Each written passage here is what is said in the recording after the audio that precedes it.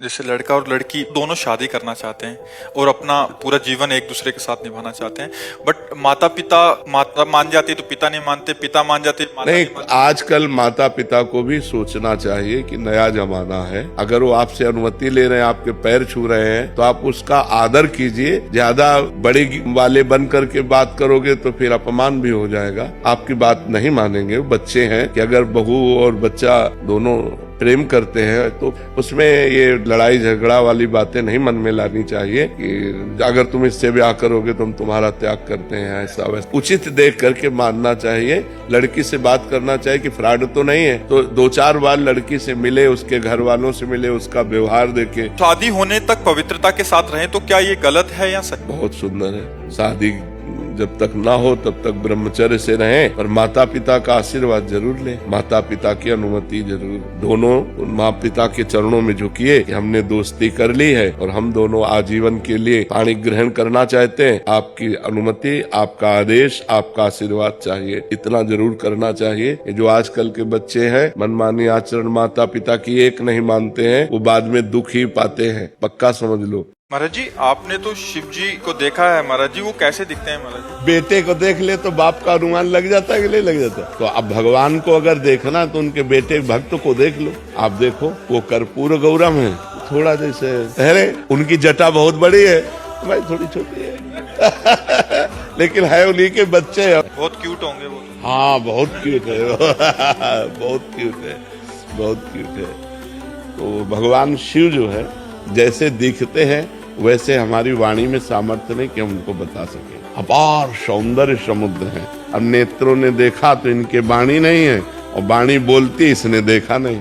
बस ये है, नाम जप करो, वो कभी कृपा करें तो अनुभव करा दे कि वो कैसे हैं। वो कहे वो बहुत सुंदर है, बहुत मनमोहक है, बहुत आनंदमय है। मन नाच पड़ता है जब उनका थोड़ा भी भाव आता है, तो मन नाच पड़ता है। इतने आनंद में भगवान शिव। अगर कोई घटना दुर्घटना मंदिर या कहीं होती है तो फिर लोग कहते हैं कि आपके प्रभु तो देख रहे थे फिर भी ऐसी अनहोनी हो गई।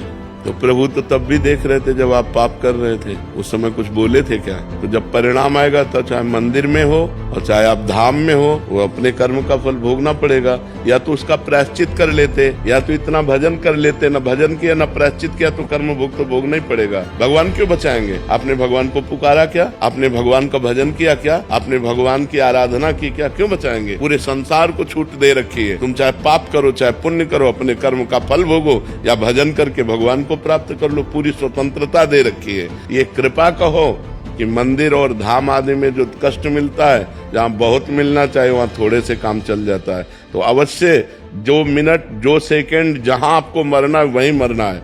जो मिनट जो सेकंड जिस समय तुम्हारे शरीर को दंड मिलना है वही मिलना है। ये पहले से निश्चित हो चुका है। तुम कल को नहीं जानते हो, भगवान कल को भी जानते हो, आगे आने वाले कल को भी जानते हो, वर्तमान को भी जानते हैं। तो इसलिए जो हो रहा है वो अवश्य होगा, जो नहीं होना है वो कदापि नहीं होगा। हम अपने आचरणों को सुधारें, आगे हमारा जो समय आने वाला है वो मंगलमय हो जाएगा।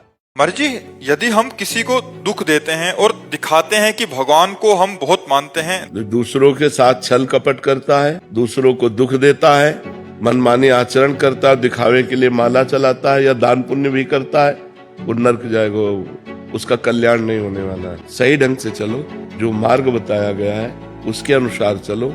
छल कपट करके दूसरों को दुख दो और आप सोचो कि हम नाम जप करके भगवान को प्राप्त कर लेंगे, हमें दुख नहीं मिले, तो वो नाम जप काम ही नहीं करेगा। हम अपने आचरण सुधार रहे हैं, किसी को कष्ट नहीं दे रहे, अच्छे मार्ग में चल रहे हैं, फिर राम राम कह रहे हैं, वो राम राम आपको बहुत समुद्र से पार कर देगा। ऐसा नहीं कि पाप करें, माला झोली लिए ऐसे सरकार है, वो बगुला भक्ति भगवान को पसंद है। ये कपट छल छिद्र ये भगवान को अच्छा नहीं। सीधा सरल भाव, सबसे प्रियता का भाव करो, सबको सुख पहुंचाने की चेष्टा करो, नाम जप करो, भगवान प्रसन्न हो जाएंगे। ये छल कपट द्वंद्व दुख दूसरों को देने वाला ऐसा नहीं।